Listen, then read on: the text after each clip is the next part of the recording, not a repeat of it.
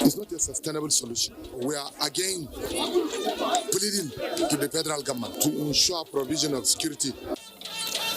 Internally displaced persons in Borno and Niger states get food and material support. Republic of Niger gets new president. Mohamed Bazoum takes oath of office in Niamey. And Edo 2020 Festival Village agog as athletes arrive for National Sport Festival in Benin City. Good evening. This is NTA Network News. I am Kenan Ima Abodikin. We are live in Abuja, and Mena Okobasi will be reading from our Enugu studio, while Jennifer Igwe joins us later from Lagos. Let's start by telling you that Christendom is today commemorating the crucifixion of Jesus Christ and his death at Calvary. It is Good Friday, a day God's plan for the redemption of mankind was for Jesus Christ to pay the ultimate sacrifice on the cross once and for all. Deborah Gazaji Micah in this report examines the significance of Good Friday. Friday, such a dark and black event that precedes Easter celebration, is the day that the Lord Jesus Christ suffers to death on the cross of Calvary for the atonement of sins. Some call it Holy Friday, while others call it Great Friday, depending on the tradition. Christians proclaimed the cross where Christ died as a redemptive turning point after Adam's sin. The death of Jesus Christ also means that mankind has been brought out of bondage of sin and Satan. Therefore, Christians on Good Friday remember the ultimate sacrifice, victory over sin, and reconciliation of mankind with God. Christian clerics, however, say on Good Friday, church services should herald the good news of the gospel of man's redemption, giving thanks to God Almighty for saving mankind. Having received forgiveness from God through the death of Christ, we should dispense forgiveness to others as we live in love, as we share love with one another. We don't make life bitter for people. Jesus came to help us out of our sin so that we will have the fullness of life that God had planned for us. Our total being is dependent on Him. And in learning to depend on Him, we get victory over sin, we get victory over evil, and we are able to live the good life.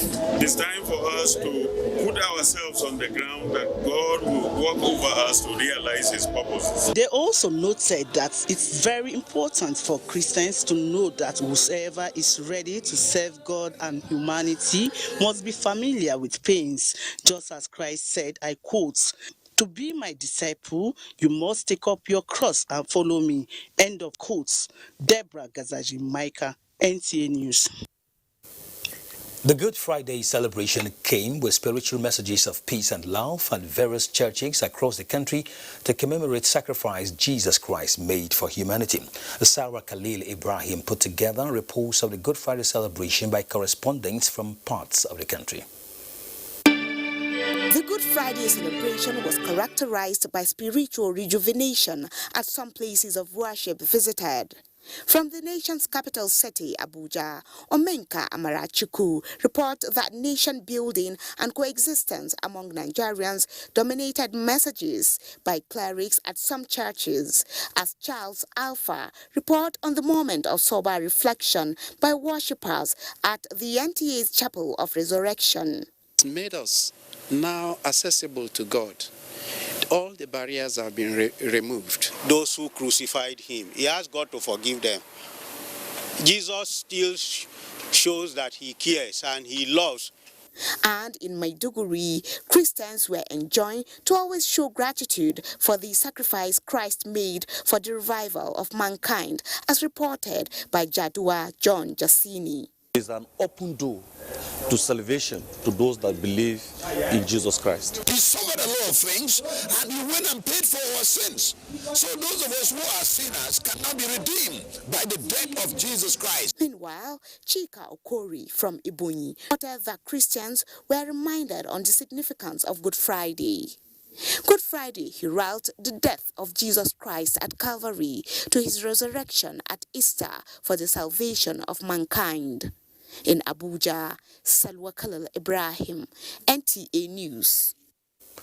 And in the spirit of Easter, guests on NTA's Good Morning Nigeria this Good Friday identified efficient use of time, position of authority, resources and skills as requirement from citizens as sacrifice for sustainable peace in the country. Thomas Owetere reports. Time when the nation is in dire need of solutions to national challenges. Guests on Good Morning Nigeria note that no sacrifice is too much from citizens to move the nation forward. The big extent of his death that makes us children, that makes us justified, that make us sanctified, reconciled, saved, that makes it a really good day. So it's why it is said that to obey is better than sacrifice.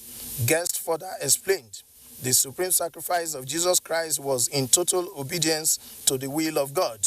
The essence we want people to know at Easter, that if you claim you are making sacrifice for God, is it in line with the will of God? Is it in obedience to the word of God? Is it in line with the plan and purposes of God for our country and for humanity? Sacrifice simply is defined as leaving your comfort zone, discomforting yourself in order to comfort someone who is discomforted already. If it's outside God's will, it's not a sacrifice acceptable to God. To humanity, it may be a sacrifice. One thing we must know first is that God will never ask you to do something you cannot do.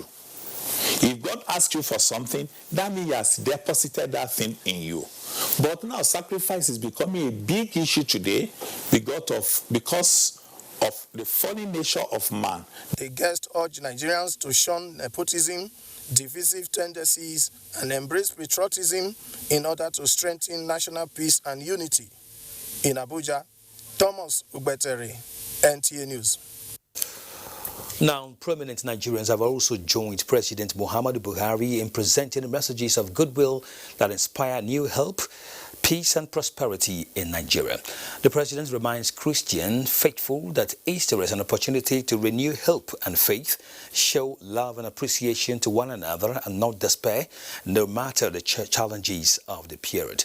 He assured Nigerians that the government will continue to ensure that the weak, the poor and the underprivileged are not abandoned. The President of the Senate, Ahmad Lawan, urges Nigerians to use the occasion of Easter to preach religious tolerance, love for neighbors, and commitment to civic responsibilities, while the chairman of APC Caretaker and Extraordinary Convention Planning Committee, Governor Mai Malabuni, urges Nigerians to live in peace, harmony, love, and unity as Christian faithful celebrate Easter.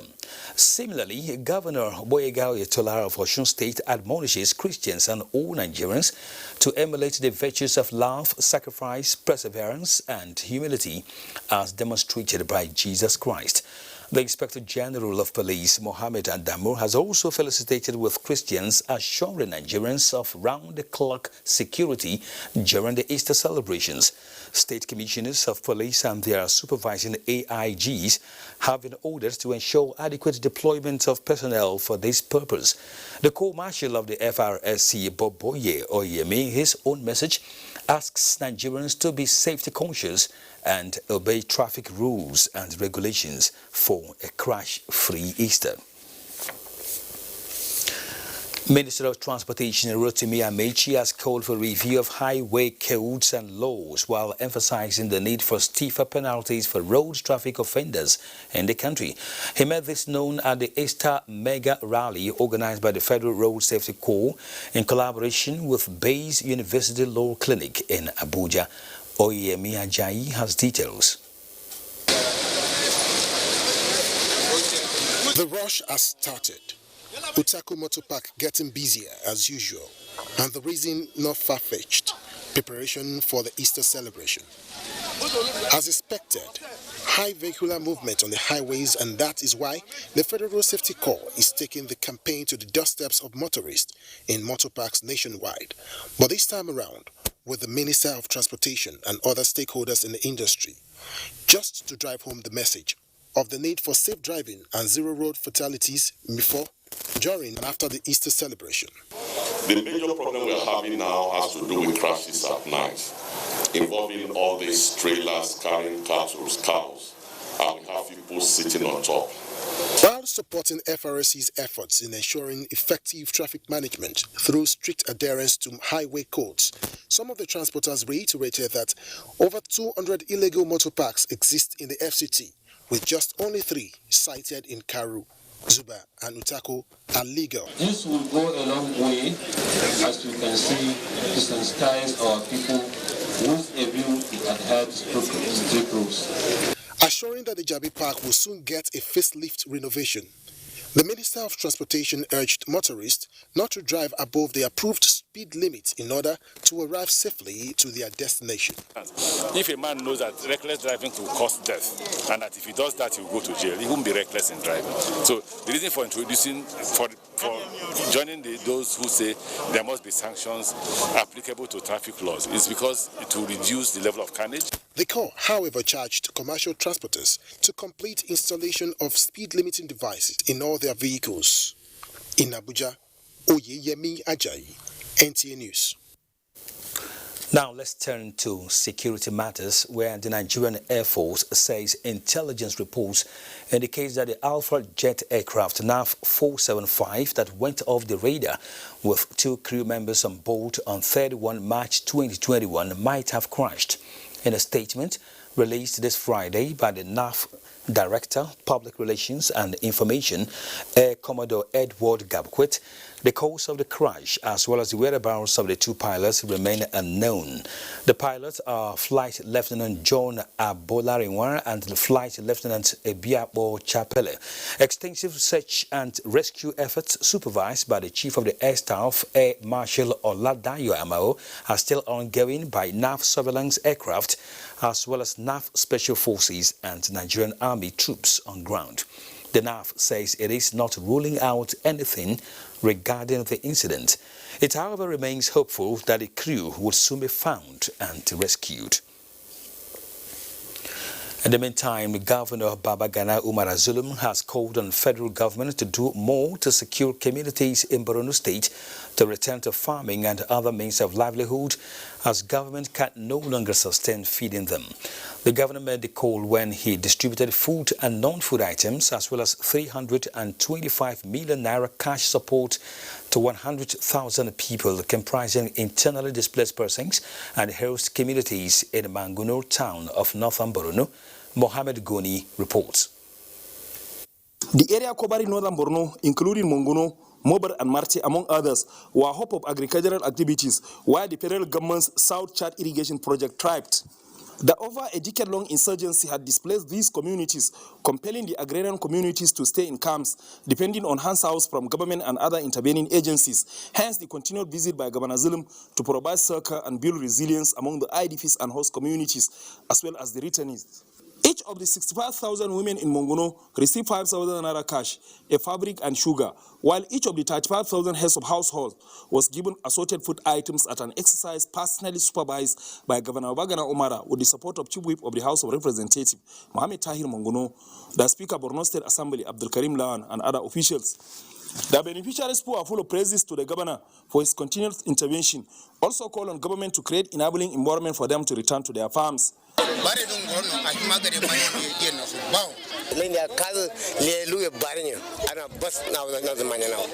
Governor Bagana Umar appreciated the federal government agencies as well as well-meaning Nigerians who have supported with the food items.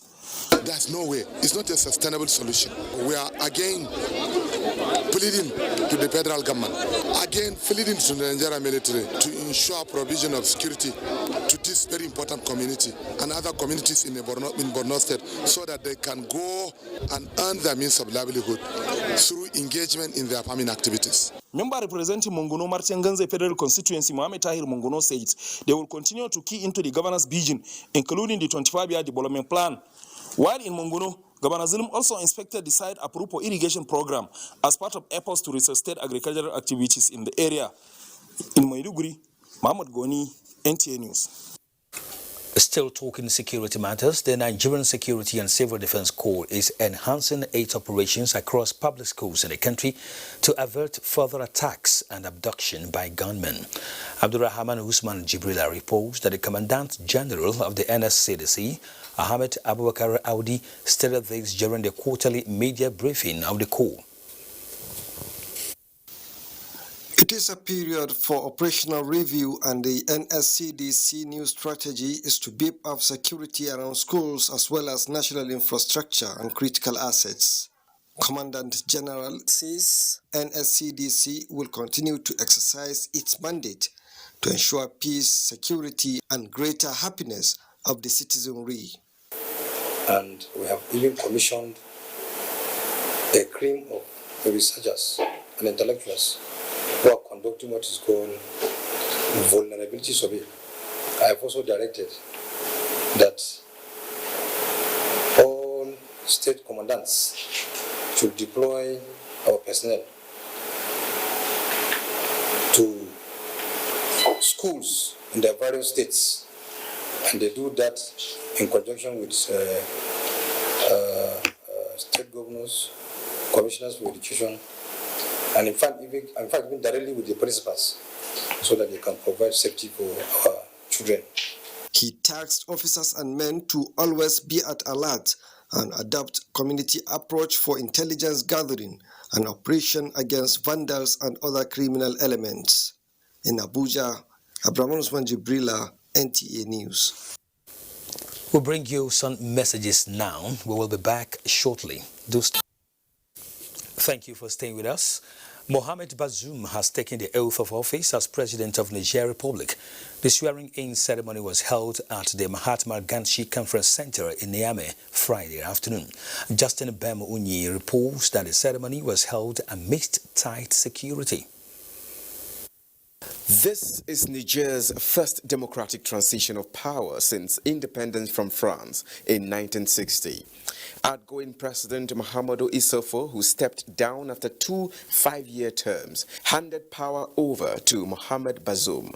Bazoum, the 61-year-old former interior minister, had been the right-hand man of Issoufou. The country's constitutional court validated the runoff election results in February and declared Mohamed Bazoum winner over rival Mohamed Ousmane. Ousmane is still contesting the results, and on 22nd March, he called on the opposition not to sit in the National Assembly and also called on the army to disregard orders from what he called an illegal and illegitimate authority. Mohamed Ousmane, a former president, has refused to concede and instead taken his case to the courts, sparking mass protests by his supporters. It remains to be seen if his call or his rejection of the election results has any impact on the attempted coup. The coup attempt failed on Tuesday night after a military unit tried to seize the presidential palace. The assailants from a nearby air base were reported to have fled after the presidential guard met their attack with heavy shelling and gunfire. Government spokesman Abdurrahman Zakaria said several people had been arrested while others were still being sought, but that the situation was under control. Justin Bem-Unyi, NTA News. 30,000 vulnerable citizens are to benefit from the Osun Food Support Scheme of the government. Governor Boyega Oyetola, while inaugurating the scheme, says it is to mitigate the impact of the coronavirus pandemic on the vulnerable in the state. Joshua Ogunjide has details. Available records indicate that many jobs have been lost, with several sources of livelihood significantly threatened due to the coronavirus pandemic. This is the reason Osun State government is running to the end of the Boyega Oyetola-led administration beginning from this April, a food support scheme targeting 30,000 poor and vulnerable citizens, including youth, widows, the aged ones, and people living with disabilities across the state on a monthly basis. 30% of the beneficiaries of the scheme are youth, as a way to further demonstrate that Governor Boyega Oyetola's administration is committed to its youth engagement policies and programs. In addition, work have begun in earnest on 2 farm settlements in Ife and Ifon, which will be duly equipped with all relevant facilities. Our administration, in collaboration with the Federal Ministry of Agriculture, has commenced the clearing of 10,000 acres of land, part of which will be allocated to our youth who are genuinely interested in farming. I know this time we'll be able to have our farmers produce enough farm produce, especially staple food that commonly consumed within our locality, for the food support scheme where government becomes the off-taker. For transparency, a committee of state functionaries and stakeholders from various religious bodies, trade groups, youth groups, minority groups, amongst others, have been constituted. This gesture would also serve as a good means to stem the negative tide of social vices, family breakdown, emotional disturbances, and reduce rate of destitution that might emanate from lack of food among the vulnerables. The 30,000 beneficiaries will be reached and provided with 5 kg of food bags across Osun State every month. The World Bank-sponsored social register is being adopted to cater for beneficiaries in a manner that is just and equitable. In Osogbo, Joshua Ogujide, NTA News. With the onset of the rainy season, more than 1,000 widows in Obakala, Umuahia South local government area of Abia State, have been empowered with some farm inputs such as fertilizers, palm and corn seedlings from a non-governmental organization, Von Hera Foundation, to enable them get meaningfully engaged and feed their families. Steve Lonai Nwokolo, who witnessed the empowerment program, completes the report. Hera Widows Foundation, established in 2018 as a non-governmental organization, is aimed at assisting widows to cope with some societal challenges. The foundation started its empowerment program in 2019 with the distribution of food items, clothing materials, and cash to the widows. We thank God for the mama that is supporting us. She's a very nice woman. God will bless her, and God will give her more life. As she said that we will not cry, though the fertilizer is so costly, but she summoned courage despite the price. I discovered that there are many widows that are helpless, that are not cared for. That informed our existence and made it possible for us to start looking into their well-being. This is our first collaboration in our program of human development and civic corporate responsibility. There were inspirational talks from representative of the secretary to the Abia State government, Chris Ezem. The Von Hera Empowerment Program, we started in 2018 with 350 widows, has increased the number of widows to more than 1,000. In Umuahia, Steve Lonai Nwokolo, NTA News.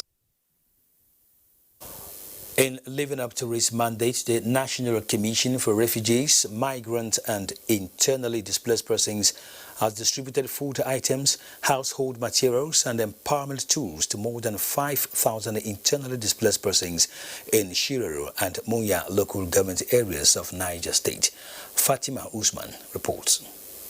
The IDPs spread across 55 communities in Shiroro and Munya local government areas of Niger State who were displaced by the activities of bandits are to benefit from 677 bags of assorted grains, 120 bags of semovita, 781 mattresses, mats and blankets, as well as 40 sewing machines, among others. Director Human Resources Management Abdurrahman Wachuko, who made the presentation on behalf of the Federal Commissioner, says the Commission has visited 16 other states with similar gesture in the last 3 months and spoke on the federal government's IDPs resettlement and empowerment plans.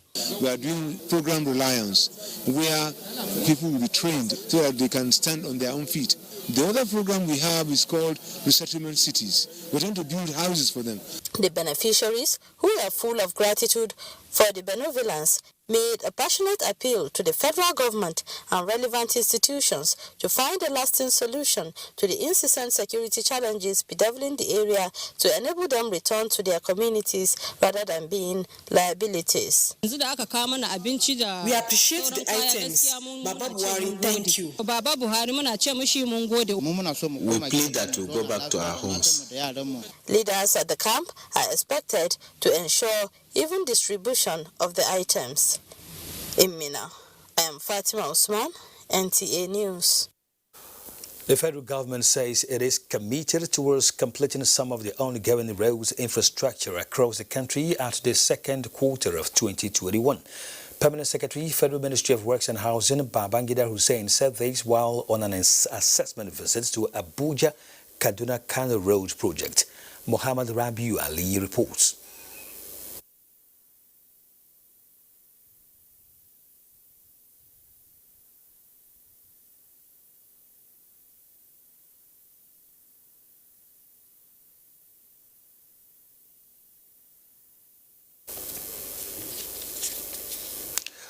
We apologize for the loss of audio in that film report. Now we take you to Lagos, and Jennifer will be guiding us. Hello, Jennifer.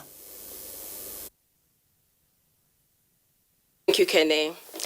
Now, as Christians celebrate Good Friday, the world is also marking a significant event, the World Autism Day. At the instance of the United Nations, the occasion creates awareness on the condition with focus on challenges faced by autistic persons. Hingino John Adams tells us how an autistic child marked the day in Lagos.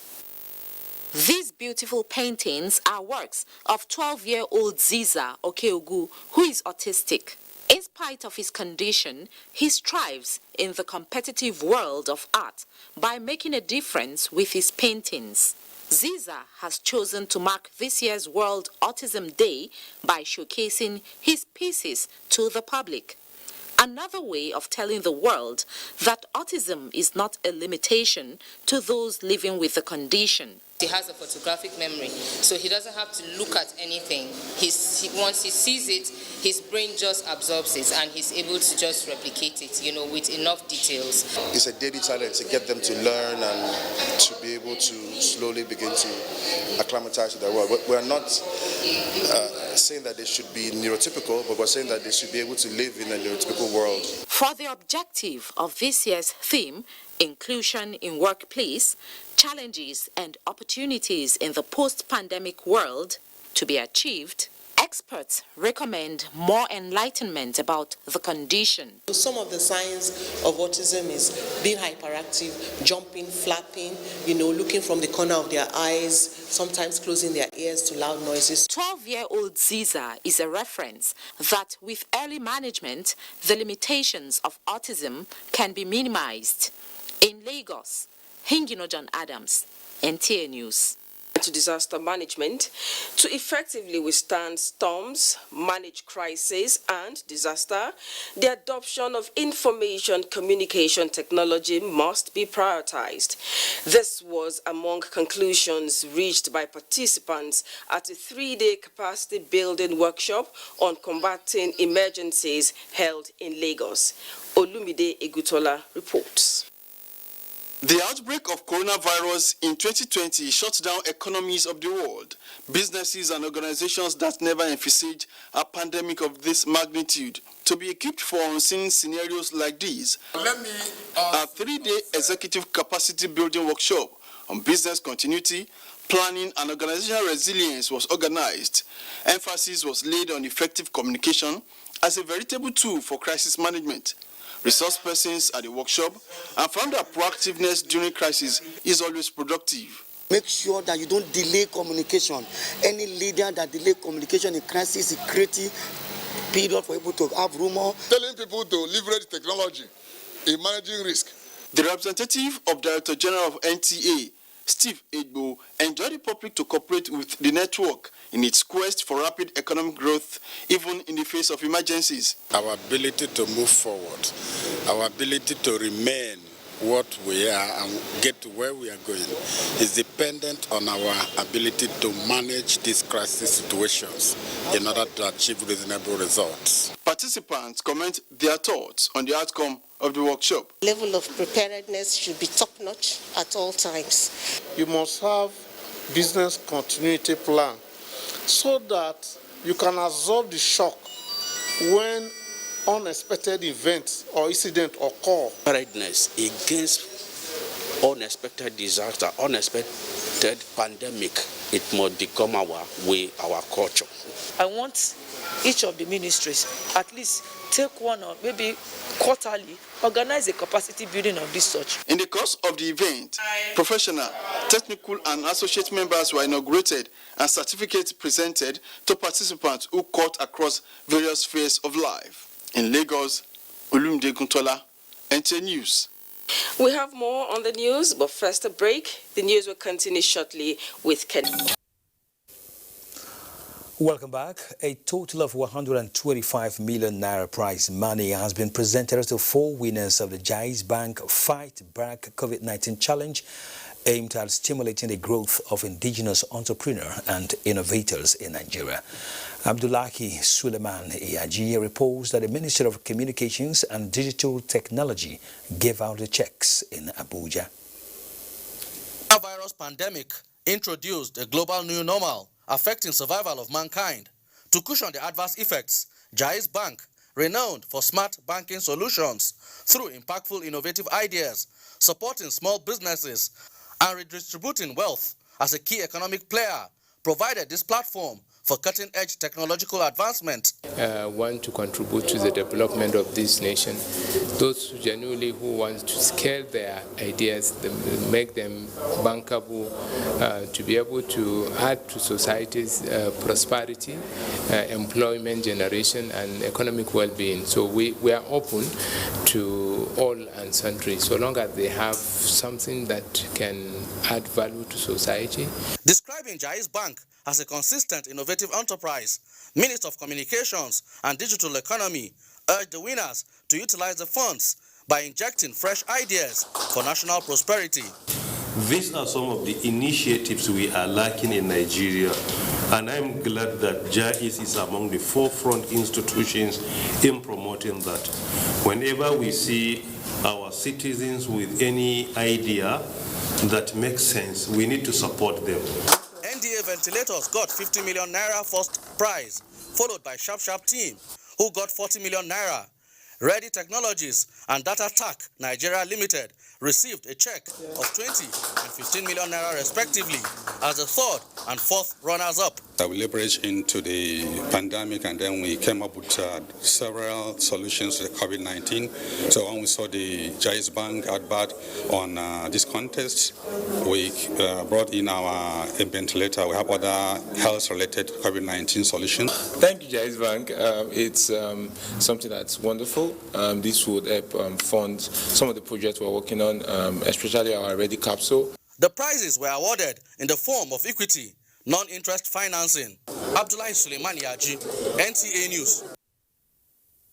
Let's now tell you that the federal government has approved an extension to the period of NIN-SIM linkage to 6th May 2021. A joint statement by the head corporate communications of the National Identity Commission, NIMSI, Kayode Adegoke, and the Director of Public Affairs, National Communications Commission, NCC, Ikechukwu Adinde, indicates that the President's approval was conveyed by the Minister of Communications and Digital Economy, Dr. Issa Ali Pantami, who chaired the meeting of the Ministerial Task Force on the NIN-SIM data linkage. The statement adds that the decision is predicated on the current number of monthly enrollment, which has increased significantly to about 2.6 million registrations. There has also been a remarkable increase in the number of enrollment centers across the country, with about 3,800 centers available for enrollment. There are also many more new centers in the pipeline. Enugu is next, and Minar is standing by. Hello, Kene. Good evening and welcome to Enugu. Abstinence from meat by some Christians the world over is in commemoration of the crucifixion of Jesus Christ on Good Friday. Chika Ugo takes a look at the significance of this sacrifice of self-denial in Christendom.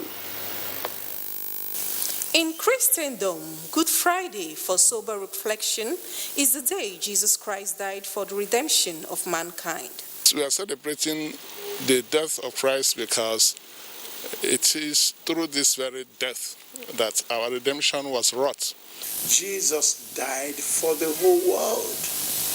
When John introduced him, he said, "Behold the Lamb of God that takes away the sins of the world. As Christians world over recount his painful crucifixion, some denominations refrain from eating meat. This practice was adopted from an ancient culture where meat was seen as a delicacy during celebrations and abstained from on the said day to recognize the sorrow in the death of Jesus Christ. They deprive themselves of that lustrous part of the banquet, which is the meat. The meat is just the physical thing mentioned, but the essence is not just meat. Deprive yourself of something important to you. However, not all Christians observe this practice of self-denial. For these butchers, business, though not too commendable, are making sales. Market they fine today. People, they buy the meat. They buy meat well. Will they sell? Meanwhile, Christians are set to celebrate the resurrection of Jesus Christ on Sunday, otherwise known as Easter. In Enugu, Chika Ugu, NTA News. The Chief of Air Staff, Air Marshal Isiaka Oladeyo Amao, has commended officers and men of the Nigerian Air Force Base, Enugu, for their professional conduct in the discharge of their duties in the Southeast geopolitical zone. The Air Chief was speaking when he paid a one-day working visit to the command in Enugu.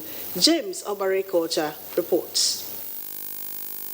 Born in Enugu, Air Marshal Isiaka Amao, after a closed-door meeting with senior officers of the command, went on an inspection of facilities at the ground training command of the force. He inspected the 184 hectares of land for the permanent site of the ground training command that will house 553 Base Services Ground Training Center and residential houses for officers and men.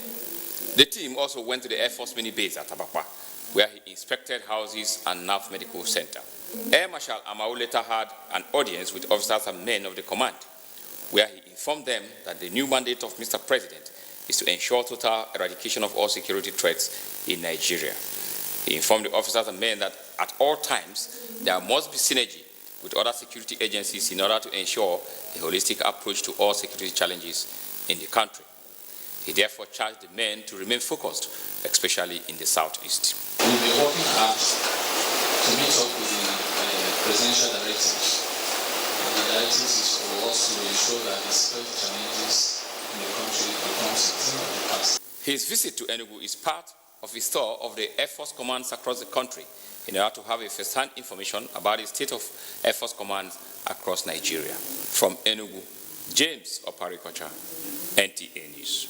And that's it from Enugu. The news continues with Kenne in Abuja after the break.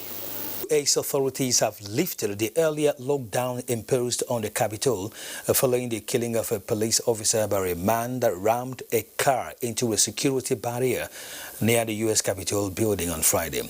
The police says investigation is ongoing on the incident in which one officer was killed and another remains hospitalized.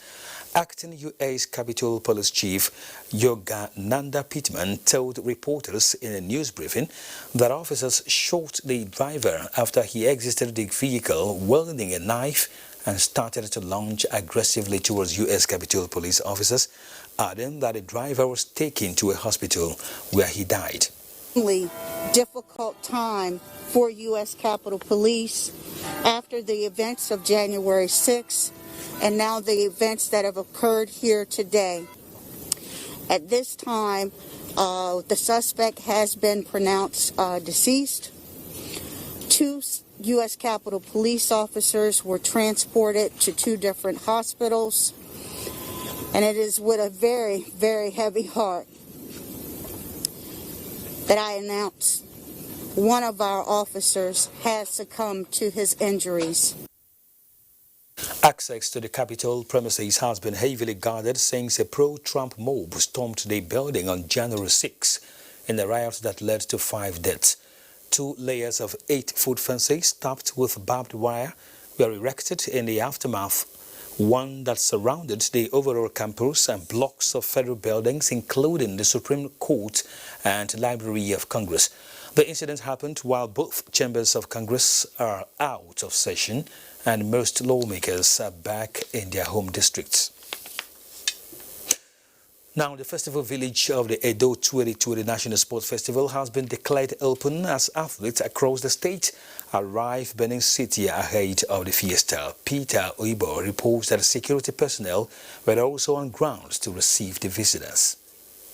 This is Samuel Ogbemuda Stadium, one of the main venues for the Edo 2020 National Sport Festival. It will interest you to know that after several months of uncertainty regarding the hosting of the festival in Nigeria, athletes across the federation are arriving the stadium ahead of the tournament. Athletes this Friday in their branded vehicles arrive Edo State ahead of the 20th edition of the National Sports Festival slated for April 2nd to April 14, 2021. A visit to the Samuel Ogbemuda Stadium and the Games Village at the University of Benin, where some of the athletes are camping, shows a beehive of activities as participants undergo COVID-19 rapid screening as part of the requirement for the national festival.